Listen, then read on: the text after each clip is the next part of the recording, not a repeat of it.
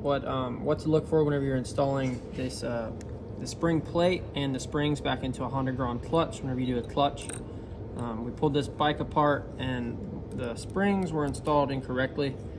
Right now you can see all these springs sit level because this clutch pack is on the ground.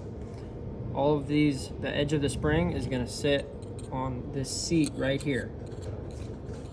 It doesn't want to be in here. It needs to be on here and here, so it has even distribution on the spring. So what happens whenever this is on the bike, it's sideways, so you turn this whole thing sideways like this.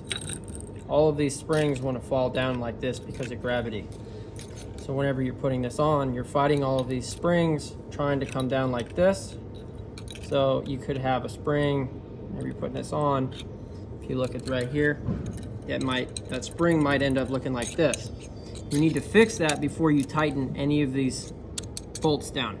All of these need to be perfectly level, perfectly seated on this clutch plate right here.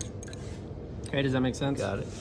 Okay, another thing to look for whenever we dig deeper into this clutch, whenever you are tightening the bolts for this, do not use an impact. I'll show you guys why.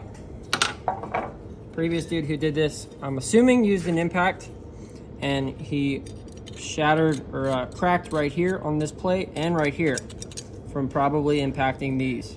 These need to be hand tight or torqued. Do not use an impact on that. You can see that throws all your tolerances out on your clutch. Your clutch doesn't work, creates wear. A couple things to look out for. You want to do the oil pump too? Yeah. If you're doing wheelies and you get an extended oil pump mod for your Honda Grom, it'll usually have this weird looking bend. This bend is here for a reason. If we come over to the bike, you look right here. This pump is going to bolt up right here.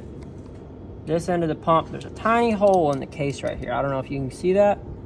This is going to insert into there first. It's going to turn around this shift shaft, and it's going to bolt up to where it needs to be. You got to make sure this gear is meshed and that your dowel pins are in. This, whenever it came in and I pulled this clutch cover off, I'll show you where it was sitting. It was sitting like this, and it was bolted down and completely bent the copper shaft or the copper hose.